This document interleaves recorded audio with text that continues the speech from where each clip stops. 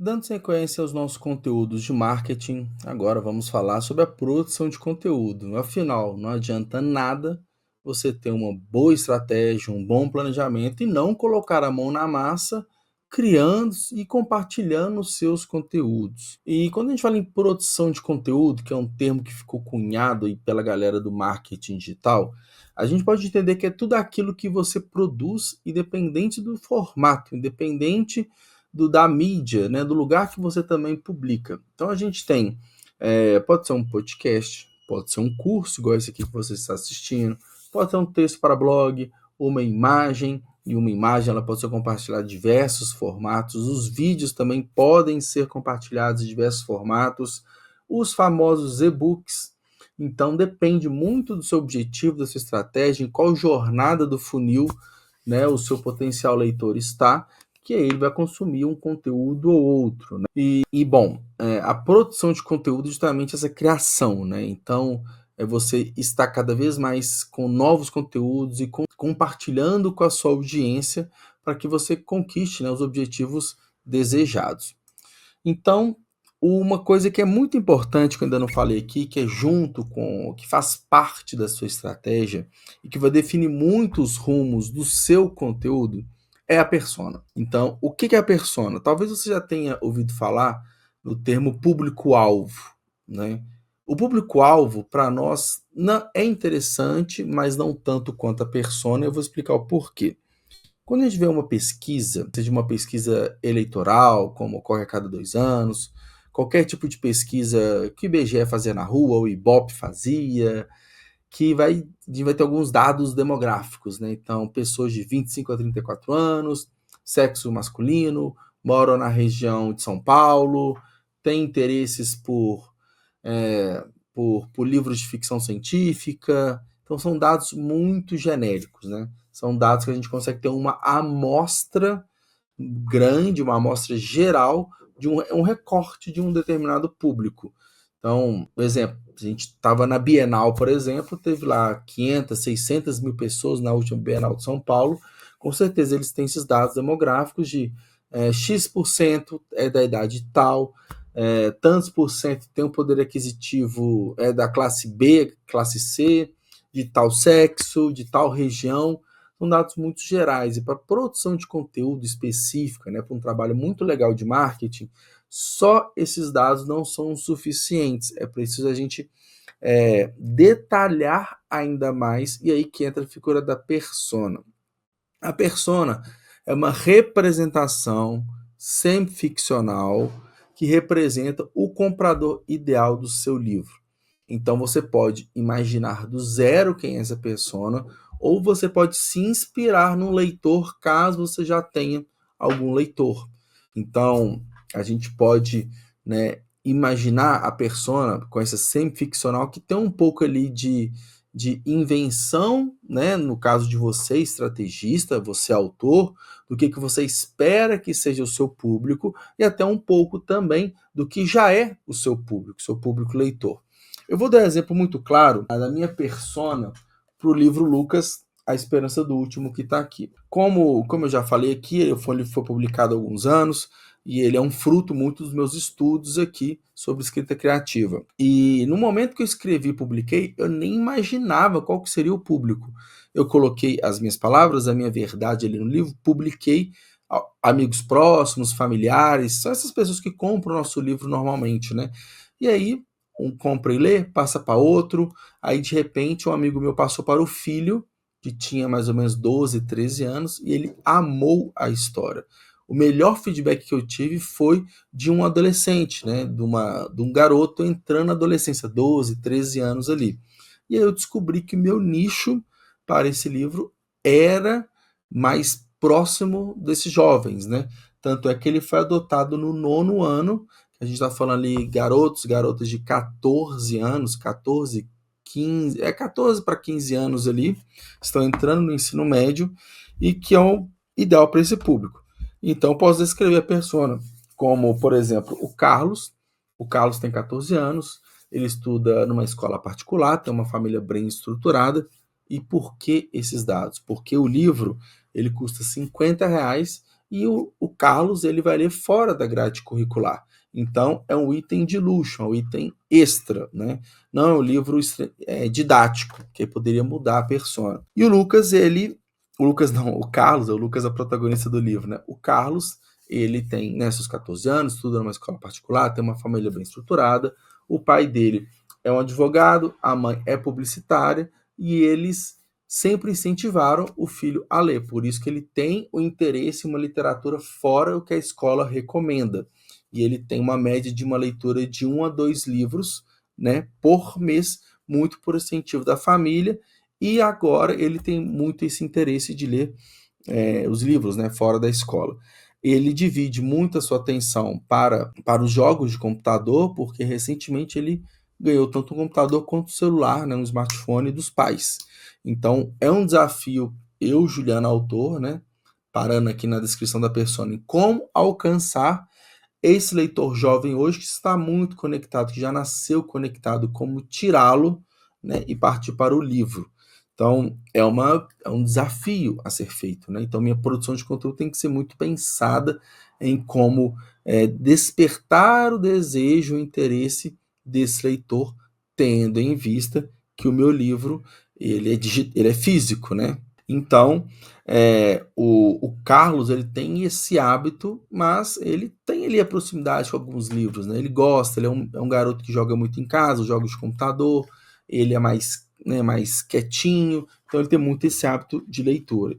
Então, quando eu faço a descrição da persona, eu estou com o objetivo de alcançar mais pessoas parecidas com o Carlos que tem, a gente está pegando uma faixa, uma classe social, a gente está falando, poxa, a mãe dele é uma publicitária, então ela é naturalmente uma mulher conectada. Então eu produzir conteúdos para a internet falando do meu livro é interessante porque eu posso alcançar não só ela, mas outras mães também que conversam em grupos de WhatsApp, grupos da escola, estão se conectadas nas redes sociais. Então, a descrição da persona me ajuda a imaginar, até no momento da escrita, no momento da divulgação, a figura imagética ali do Carlos. Assim, nossa, eu tenho que fazer o livro para ele. E quando a gente pensa de uma forma específica, a nossa comunicação ela não é ampla.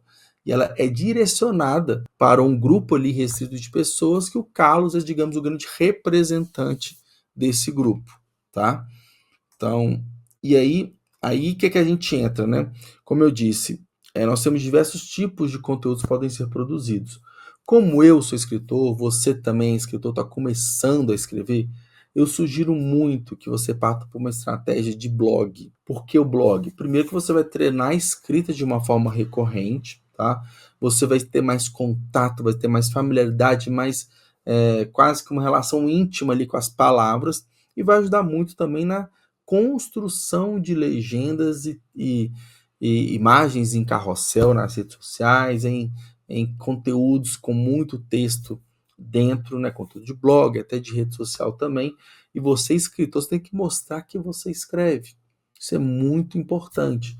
E eu falo blog porque é uma oportunidade que você tem para desenvolver não só a parte da escrita de uma forma geral, ou no meu caso, que eu tenho o portal Corpos Amarelos, que eu falo sobre o universo Apocalipse Zumbi. Então, eu estou aprendendo sobre esse universo, sobre esse nicho da ficção científica que eu escrevo.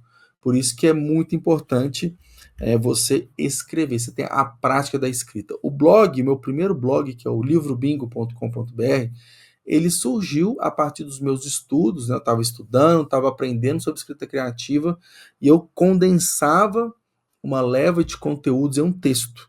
Então, é uma forma de eu firmar aquele conhecimento e eu publicava esse texto para blog.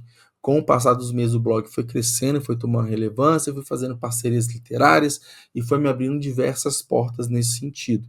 Então, o blog, por mais que boa parte das pessoas acreditam que ele já acabou, que ele não existe mais, que não é interessante, ele ajuda muito no seu desenvolvimento como escritor. E eu coloco uma segunda vantagem, que é você conseguir uma autoridade, uma relevância digital como escritor. E aí você constrói toda uma estrutura de blog com planejamento de conteúdo mensal, que eu já falei. Então, é interessante você pensar, qual que é a sua temática? Você escreve suspense policial? Então, pesquise conteúdos para começar a escrever e publicar no blog relação suspense policial? Você gosta de falar de romances? Você gosta de falar de, às vezes, uma história medieval? Você gosta de falar de elfos? Sua história tem o quê? Então, sempre vai ter muito conteúdo para você falar sobre. Você quer escrever um livro sobre a história do futebol, por exemplo, né? O que você tem de conteúdo para falar, que são sempre conteúdos midiáticos, para você trazer uma audiência de pessoas que gostam de futebol para te conhecer, e aí você tem um livro que fala sobre a história do futebol. É um exemplo também. Então, a gente pode pegar isso para qualquer nicho. É claro que você vai precisar de uma estrutura, diferente da rede social, que em 5 minutos você abre o Instagram, você vai ter que entrar num servidor, como o Wix, que é ou se você entende um pouquinho ali de criação, ir para um WordPress, contratar um servidor de site. É um trabalho um pouco mais complicado, mas você tem um portal que você fala tanto de você quanto seus assuntos correlatos. Então, é muito interessante você semanalmente escrever um texto. Você pode compartilhar esse texto também para atrair os primeiros visitantes nas redes sociais, fazer um disparo por e-mail, fazer parcerias, vou até falar um pouco mais à frente com influenciadores literários para compartilhar seu conteúdo. E aí você vai desenvolvendo e criando esse engajamento, tá? Vamos para o próximo, que aí, né, naturalmente já tem as vantagens, né? Eu já antecipei o ponto, né, de vantagens de um blog literário, né? Tem a questão da autoridade digital, você será lido pela sua persona, um ponto que eu não falei, que isso é muito importante, porque, assim, é até curioso, né? O portal, como o Corpos Amarelos é um portal novo, então acompanho com mais frequência os analytics, né? Lá até fala que o principal texto, que é o que tem mais acesso, e eu acho que é uma casa de uns 25% do acesso do site no mês, é o texto: se zumbis podem existir no futuro. Olha que curioso. Então tem centenas de pessoas que procuram por isso por mês, por esse assunto, e caem no meu portal. Então olha que interessante. Eu estou atraindo para o meu portal pessoas que especulam se zumbi pode existir no futuro ou não. E dentro desse universo que conhece meu portal, tem uma fração dessas pessoas que querem ler uma literatura, querem uma ficção sobre isso. Afinal, até o momento, os zumbis estão só na ficção. Então, além desses todas as vantagens que eu falei, ainda tem isso de você ser lido pela persona. Tanto é que dentro do portal Copos Amarelos eu faço diversas chamadas para as pessoas conhecerem os meus livros. E eu tenho leitores que chegam, né, que compram o livro, que se tornam leitores, que eles chegam pela estratégia de blog. É uma estratégia médio e longo prazo, vai demorar, o risco, né, a chance de você viralizar com o texto é muito pequena, mas tem algumas táticas, né? Eu lembro que no livro Bingo, o primeiro texto que viralizou, que quintuplicou o acesso do site, isso lá nos anos 2020, foi quando lançou a série Bom Dia Verônica. Eu já estava com o livro em mãos, eu ia ler o livro e eu sabia que no mês seguinte ia lançar a série. Então, diversas pessoas iam procurar no Google sobre Bom Dia Verônica, porque é uma série que ela estava com muita expectativa. O que eu fiz? Eu li o livro e publiquei no livrobinco.com.br uma resenha de Bom Dia Verônica. O que aconteceu? Lançou a série, o meu texto bem construído, ganhou milhares de visitantes. O acesso na época era 1.000, 1.500 acessos por mês, pulou para 5.000 acessos por mês. E aí você mostra para o Google, para os algoritmos do Google, que você tem um bom portal. Se a pessoa chega e ela encontra a resposta dela no seu site, pô, que legal, falou da sinopse, falou da resenha, do que esperar, vale a pena ou não vale a pena. Se ela fica minutos ali lendo, é um sinal que seu site é bom e o Google passa a incentivá-lo, né, a indicá-lo ainda mais. Então, o blog é muito legal. E tem uma outra, eu vou até complementar, né, que aí a gente entra na parte mais de rede social, que eu citei algumas mais para trás, mas tem uma que é muito importante, que é o que você está aqui também, que é o YouTube. Para quem não sabe, o YouTube é uma plataforma Google. A Google comprou o YouTube um tempo atrás, então essa lógica de algoritmo das pessoas te encontrarem e do seu texto no blog, né, ficar relevante a médio e longo prazo, também ocorre no YouTube. Eu tenho muito claro aqui no canal que você está assistindo, o meu vídeo que está como destaque no canal é um que eu falo da autopublicação. esse é um vídeo que no momento que eu publiquei, ele não teve muito engajamento, mas vai saber por quê, depois de algumas semanas, alguns meses, ele começou a disparar de acesso e ele ainda é o meu vídeo que mais traz visitantes e inscritos para o canal. Por isso que eu até fixei ele no topo do site. Então, tanto do YouTube, desculpa. Por isso que tanto conteúdo para blog quanto o YouTube como rede social é uma ótima estratégia para escritores. Mas a gente tem que entender o seguinte, por isso que eu coloquei o depende aqui na melhor rede social. Afinal, é interessante, igual eu falei, você ter pelo menos duas ali, não mais que três, mas você tem que ter familiaridade com o uso da ferramenta. Como eu disse, rede social tipo Instagram, que é o maior uso aqui no Brasil, ou TikTok, é muito fácil. Você aperta um botão, já está gravando um vídeo, já está subindo uma foto que você tirou. No YouTube tem um trabalho maior, você tem que estruturar o seu canal de uma forma mais complexa. É uma plataforma que exige que título, descrição, palavras-chave, categoria, tem um monte de parâmetro que você ajusta na hora que vai subir um vídeo, então é muito mais trabalhoso. Aí entra muito na parte comportamental, né, que você tem que dedicar um tempo para fazer isso. Então, a melhor rede social depende. Não tem como dizer. O interessante é você testar várias e ver qual que é aquela que você vai conseguir produzir seus conteúdos de uma forma recorrente e com o mínimo de falha possível para que você não faça com que, entre aspas, os algoritmos desanimem de você. Outro caso recente, no momento que eu estou gravando esse vídeo, né, eu vim de uma série de diversos vídeos aqui no canal sobre o Kindle. Né, eu comprei os novos Kindle 2024, então tá aqui um deles. E eu entendendo dessa estratégia que a gente chama de SEO, SEO, né, que é a sigla em inglês, que é a gente entender, né, parametrizar tanto o nosso site quanto no caso o canal do YouTube, para que a gente seja mais visto. E eu sei que Kindle é um assunto que rende muito no meu canal, muito mesmo. E eu pensei, poxa, tá lançando os novos aparelhos, todas as pessoas vão buscar por Kindle e eu vou atrás. E eu publiquei os vídeos, né? Eu comprei os aparelhos, publiquei os vídeos e o canal explodiu. Assim, teve um crescimento que nunca, desde 2020 que tem esse canal aqui, teve. Então, foram mais de 1.000 inscritos em 2 semanas. Para um canal que, no momento que eu estou gravando esse vídeo, saiu de 3.200 inscritos para 4.200 em uma semana. Então ficou anos para chegar em 3.200 e uma semana aumentou 1.000 inscritos, porque eu entendi como que funciona e aproveitei que eu entendo da minha persona aqui no canal, que eu entendo qual que é o meu público, eu sei que eles querem mais conteúdos assim. Mas, como eu disse, são anos trabalhando, anos entendendo a minha audiência, anos entendendo qual tipo de conteúdo que eu quero criar. E hoje eu tenho muito claro para mim que o meu Instagram, ele é um mix de conteúdos da minha vida pessoal, com um pouco de literatura, porque tem meu público lá também, mas no YouTube é 100% literatura. Então, essas são as duas principais redes. E o TikTok eu uso muito como consumidor de conteúdo e publico também alguns conteúdos literários lá. Mas no TikTok eu não me preocupo muito com a estratégia, porque eu coloco lá mais como um repositório. Agora, no YouTube eu preocupo muito com a estratégia. Por isso que todos os vídeos eles são muito bem pensados antes de ser publicados. Então, essa reflexão de qual a melhor rede social deve ser pensada por você. E aí entra num ponto que a gente falou de estratégia, planejamento e conceitos de marketing, presença digital, a importância da produção de conteúdo. Agora a gente chega no como que você deve se comportar a partir do momento que você está publicando conteúdos na rede social, né? Então, é muito importante você ter cuidado com seus dados pessoais.